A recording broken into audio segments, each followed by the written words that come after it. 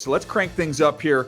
With the first overall pick, I've got the Jacksonville Jaguars. No surprise here, Buck, going with Trevor Lawrence. On second and goal, Lawrence keeps it, tries to get the edge, chased by Browning, dive, touchdown Tigers. Yeah, I don't think this is a surprise. I think everyone expects the Jacksonville Jaguars to take Trevor Lawrence. Trevor Lawrence has been QB1 for the longest time. He gives them a franchise quarterback, something that they've never necessarily had in Jacksonville. I think Urban Meyer wants a big-time quarterback. He gets it in Trevor.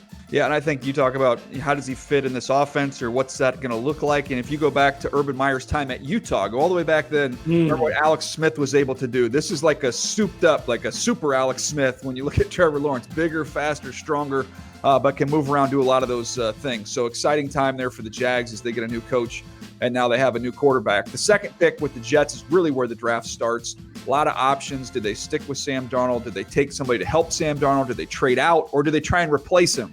And that's what I have them doing with this pick right here, Buck. I think they'd be able to trade Sam, get a pick or two for him. The second pick in the draft, they go ahead and take their next signal caller here, and that's Zach Wilson out of BYU. Yeah, I think this is an interesting pick because we've heard Robert Saleh really wax poetic about Sam Darnold and what he could do in this version of San Francisco's offense. But now you move on from Sam Darnold, you get some more picks, you get Zach Wilson, who I think is maybe the most natural player at the position in this draft class. He is talented. He can do it all. He plays it the way you want to see the position played. He gives New York someone that they can hitch their wagon to. Yeah, a lot of excitement there. Just somebody that's really instinctive and somebody that does a good job of protecting the football. I think with Sam, I love his ability, Buck, but that lapse in judgment one or two times a game that we've seen kind of throughout his career, you just kind of wonder, is he ever going to get past that? So that's part of the evaluation process. I think there's a lot of good options there for the Jets. One could be even, trading for a quarterback down in Houston that's pretty good. So a lot on the table there for them. All right, third pick, Miami Dolphins. Could go tackle here, but I think they need a playmaker, and they're not going to go Devontae Smith. They're not going to reunite him and Tua. They're going to get the best receiver in the draft. To me, that's Jamar Chase from LSU. Burrow throws over the top, and he's got it. Touchdown, Jamar Chase. A big, physical wide receiver. I know out of sight, out of mind really kind of clouds his evaluation, but make no mistake about it. This is a top 5 player, a guy who has big-time ability, can run routes, can take the top off the coverage. He is the number one receiver that they need. You put him on the field opposite Devontae Parker. Now this Miami Dolphins offense looks a lot different. Going to bake in a lot of easy completions there with Jamar Chase. All right, let's go to the next one here. Let's go to the fourth pick, the Atlanta Falcons. I have them going quarterback, and it's not the guy that's coming back home. I think a lot of people would expect that there with Justin Fields. A little bit of a curveball here. I've got Trey Lance from North Dakota State. This is a really interesting one because I think that if you connect the dots, you think Justin Fields would be the player there. But if you go and you look at Trey Lance's game, there's some similarities between the way Trey Lance plays and the way that Ryan Tannehill played for Arthur Smith in Tennessee. So if you take that same playbook with a year for Trey Lance to develop on the practice field while Matt Ryan starts, I think Atlanta has their future quarterback ready to go in 2022. Yeah, going to need to be patient, take a little time there with Trey Lance, but potentially a big upside. We've got a chance to visit with him on the podcast previously. You can get a chance to see just how football smart he is, and all the tools are there. Just going to be patient, take a little time. All right, fifth pick, Cincinnati, going offensive tackle, and it's not Penei Sewell. I think everybody has kind of assumed for a long time he's going to be the first offensive lineman off the board. He might be, Buck, but that is not a slam dunk when you talk to folks around the league. There is a lot of love out there for Rashawn Slater. In my opinion, I think he's the best offensive lineman in the draft. Very talented player, a guy who has a combination of athleticism, balance, footwork, and great technique. All you need to do is watch him play against Chase Young a year ago, and I think you'll come away impressed with his talent and his potential as a left tackle. Well, the Philadelphia Eagles are up next year with the sixth pick, and I'm getting the sense I think they're going to try and work things out. A little marriage counseling there with Carson Wentz, trying to get that polished up. You got a new coach there, Nick Sirianni. So why not go give him some help? And that's what they do here with the sixth pick. You go out and get Devontae Smith. Jones flips it to him. Devontae headed for the end zone. Jones on the run, and it's just too easy for Devontae Smith. As we like to say, Buck, he's a route runner. He's a technician. He's a craftsman, and that translates very well to the next level. It does translate very well to the next level. You have to think, this is going to be a complete revamping of this wide receiver core. Jalen Reagor is guaranteed to be there, but Alshon Jeffrey possibly gone, Deshaun Jackson possibly gone. They have to find a younger, more dynamic set of weapons around Carson Wentz. Devontae Smith gives them an electric playmaker. Yeah, somebody that can separate right away, give you some open windows, something they didn't have a lot of there the last couple years. All right, the 7th pick. This is where things start to get interesting. You look at the Detroit Lions, and the report comes out that they are open to trading Matthew Stafford. So that means to me they're very much in the quarterback market, and I would not even be shocked if they tried to move up. You look at a team like Miami at pick number 3, Buck, that could be a destination for them to try and get up to make sure they get a quarterback they like. In this scenario, they sit right where they are, and Justin Fields from Ohio State falls right in their lap. Drops back, has a man wide open. It's Rucker, 2 touchdowns. Yeah, I think this is interesting. It's especially interesting now that we look at the composition of their coaching staff. Anthony Lynn coming over to be the offensive coordinator. Dan Campbell talking about being kind of a little hardened team. I think you will see a run-first team as Justin Fields grows into the position, but also look for the Detroit Lions to maybe sign a bridge quarterback. Maybe that quarterback is Tyrod Taylor. I don't know if he likes to bite kneecaps, but I think it's a good fit there with Dan Campbell. All right, let's get to pick number 8, the Carolina Panthers. I think they would have been very interested to look at a quarterback if one were to fall. We had 4 quarterbacks gone in the first 7 picks. So they're out of it. I don't think there's anybody they can take there. Mac Jones, I think it's a little early for that one there. So I have them going with the tackle, Big Penei Sewell out of Oregon, to the Panthers at number 8. Yeah, I like that. I like that because one thing that we know about Matt Rule, he wants a tough and physical football team. They were unable to impose their will consistently on opponents. You get Penei Sewell to insert into that offensive line. You get Christian McCaffrey back. Now you see the Carolina Panthers play the style that Matt Rule really wants to play down in Charlotte. All right, we get to the 9th pick, the Denver Broncos. We got him going Caleb Farley here, a big corner out of Virginia Tech. I believe he's the best corner in the draft, Buck. To me, I think he's one of the 5 best players in the draft. He's outstanding. He opted out this last year. Big, long, fast, physical with outstanding ball skills. DJ, you don't have to look any further than the AFC Championship game to know that how you have to construct your team. You're in this division, the Denver Broncos, and you got to deal with the Kansas City Chiefs twice a year. You better have a stable of cornerbacks. Caleb Farley gives them a big physical player to maybe snuff out some of the speed and explosiveness that the Kansas City Chiefs can present with their wide receiver core. All right, last pick here in the top 10. Let's go Dallas Cowboys. Let's stick with the cornerback theme here. Patrick Surtain. Some people believe he's the top cornerback. He's 1 or 2, depending on who you talk to. But big, talented, again, long, instinctive corner from Alabama. Maybe the short area quickness, not quite at the level with Farley. That's the only difference to me. But somebody with high character, high competitiveness. Obviously, the genes are good as well.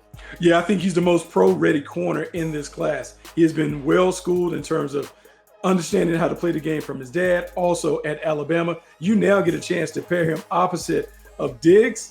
I think now you have 2 young corners that can grow together. I think that bodes well for the Dallas Cowboys. All right, Buck, let's keep it rolling here. Let's go picks 11 through 15. Some interesting ones here. Let's start first with the New York Giants. Need a playmaker. I've got him going Jalen Waddle, the fastest player in the draft out of the University of Alabama. It'd be a great toy there for Daniel Jones. Things get interesting at 12. We'll get to this in a second. I've got the 49ers taking Kyle Pitts, a tight end out of Florida. Pick 13, I've got the Chargers taking Elijah Vera Tucker to get some offensive line help, much needed there. Pick 14, I've got Greg Rousseau, a guy we love visiting with on the show. A big, long, athletic defensive end from Miami. He goes to the Minnesota Vikings. Then at 15, a tremendous value pick here for the New England Patriots. They get big Micah Parsons, a linebacker out of Penn State who can play on the edge, can play off the ball, an outstanding player. What stands out to you there, Buck? First thing that stands out to me is Jalen Waddle. Waddle stands out because this is someone before the injury. We're talking about him possibly being the number 1 wide receiver that is taken. His explosiveness, particularly at a time where we're seeing these speedy receivers impact teams, I think that's something that the Giants need. It's something that Daniel Jones also needs.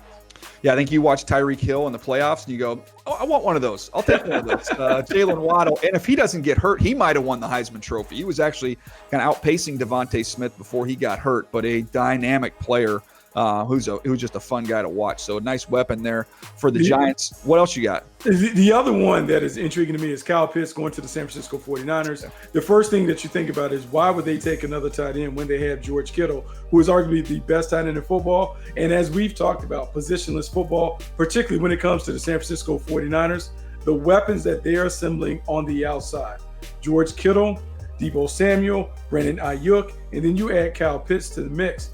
I would hate to see a defensive coordinator have to come up with a plan to deal with a 12 personnel package from Kyle Shanahan and crew, I think he adds some explosiveness and gives Kyle Shanahan another toy to play with as he's drawing up plays. Yeah, look, Kyle Pitts, if he was just an X receiver in this draft, would probably be a top 15 pick just as a receiver. Now you add in the fact he's actually a tight end and he's functional in the run game. You break the huddle, you don't know if there's going to be any running backs back there. Debo Samuel, Brandon Ayuk could line back there, or you could just go empty. You could put Pitts out wide. Kittle can play in the slot. I mean, again, positionless football. It's the future. Kyle Shanahan would have a lot of fun with that. All right, let's keep it going here. Let's go pick 16 through 20. We've got the Arizona Cardinals taking Jalen Phillips, very, very gifted edge rusher, a fascinating story, UCLA transfer down there to Miami. So the Hurricane, he goes 16 to the Cardinals. 17, the Raiders get an athletic linebacker to fit into Gus Bradley's scheme. Jeremiah Owusu-Karamoah from Notre Dame, the Butkus Award winner, outstanding player. 18, Christian Darrisaw. The Dolphins last year, their second first-round pick, went out and got Austin Jackson. Now they come back, double down on the offensive line with Darrisaw, the tackle out of Virginia Tech. And then 19, Kadarius Toney, a really, really explosive playmaker there out of Florida. He goes to the Washington football team, followed by pick number 20. And that is the Chicago Bears upgrading that offensive line with Jalen Mayfield out of Michigan. Which one piques your interest? Kadarius Toney really piques my interest because I just think about this Washington football team and what they need to do to go to the next level. And I think playmaking, regardless of who they put at quarterback, they need more weapons on the outside. Love Terry McLaurin. I like what we've seen from Antonio Gibson at running back, but they need another piece of the puzzle. I think Toney gives them somebody that is dynamic and someone that can score from anywhere on the field. Yeah, he's fun to watch. You can't tackle him. And also is going to impact your return game as well. So when you look at trying to get some more weapons assimilated there, they need to look at the quarterback position. And as we kind of move forward to this next pick, it's going to kind of reveal one of the options that they could have when it comes to the carousel of quarterbacks we're going to see this year. Because as we go picks 21 through 25, we start at pick 21, and I know it's supposed to be the Indianapolis Colts that are picking here, but they're not, because we've got them making a trade for Matthew Stafford, and that's going to involve the 21st overall pick, which means now this is the property of the Detroit Lions. So they've got their quarterback earlier with Justin Fields. Now this is a pick they could pick up if they do make a trade with Stafford, and we've got them getting some edge help here with Kwity Paye. 22, J.C. Horn goes to Tennessee. Man, you watch Adoree Jackson really struggle in the postseason to cover. So they need to address the corner position. They do with J.C. Horn, Joe Horn's son, out of South Carolina. 23, the Jets' second pick. They go Travis Etienne, running back out of Clemson. Needs some juice. Had no juice in the backfield last year. He gives you that. And then 24 would be Tevin Jenkins, big offensive tackle out of Oklahoma State. He goes to the Pittsburgh Steelers. And finally, 25, the Jags with their second first-round pick. Trevon Moehrig, the safety from TCU, who I think is easily the best safety in the draft class. So let's circle back to 21, though. Your thoughts on that one? No, I think this is a trade that makes so much sense for the Indianapolis Colts, because when you look at the Indianapolis Colts, they are a team that they are ready to go. They have everything that you could want. Offensive line, they got weapons at the skill positions. Defensively, they're playing at a high level. You now give them an opportunity to get a younger veteran quarterback where you can kind of drop him in, plug and play. I think it gives them a chance. And for the Detroit Lions, it makes sense to make the pick. It makes sense because you're getting rid of Matthew Stafford. You get another first-round pick. Brad Holmes and that staff, they get an opportunity to add some more pieces in the rebuild process. I think the trade makes sense, and I think the pick that follows also makes sense. Okay, let's keep it scooting here, Buck. Let's go 26 to 30. The Cleveland Browns at 26 need linebacker help.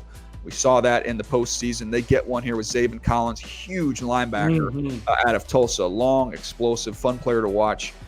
We go to Baltimore with pick number 27, trying to find edge rush. They're always looking for edge rushers. They get one here in Azeez Ojulari, a little bit undersized, but plays really, really hard. A very productive player there for the Bulldogs. And then again, linebacker. We come with Nick Bolton here to the Saints at pick 28, out of Missouri, run and hit, big-time speed. Speaking of speed, 29, the Green Bay Packers, Tutu Atwell, wide receiver from Louisville, and then 30, Buffalo. We watched them fail to cover the Kansas City Chiefs. Let's upgrade that secondary, continue to add to that mix. It's a deep group, but more talent is needed. They go Aaron Robinson Height, weight, speed corner from Central Florida, transfer from Alabama, interesting player. But I have a feeling I know where you want to go here. DJ, we've been at this for a long time, and I cannot believe that you continue to connect the dots and try and put a wide receiver with the Green Bay Packers when I've told you from a philosophical standpoint, that is not how the Packers operate. They look for those big positions there. They find their receivers in the second and third round or late in the draft. I like you to add, well, I understand what you want to do in terms of bringing more speed. I just don't think that the Packers go that route. I know. I said it in the blurb online. I know they're probably not going to do this, but a guy can dream, right? I mean, I think about Tutu Atwell in that offense with Aaron Rodgers. He just gives them a little something different. You've got Tampa Bay going Joe Tryon, edge rusher from Washington, big, physical, strong, powerful guy. Opted out this last year, so we haven't seen him since 2019. And then we've got his teammate here, back-to-back Huskies, Kansas City, going Levi Onwuzurike, who I think is the best three-technique defensive tackle in this draft class. Another one who opted out this last year. So the two guys from Washington that opted out both sneak into the back end of the first round. But I think when you're picking down here, Buck, just take the best player. You got good rosters. Just take the best guy. Don't worry about need. Yeah, I think that's what you do. And I think it's interesting because you bring up two opt-out guys. I think that is going to be the big conversation that we have throughout this process. How do you evaluate the players that did not participate in the season in 2020? Do they get a bump? Do they get demoted? How does their lack of participation impact their grade? And our team's willing to bank on guys that you haven't seen for over a year.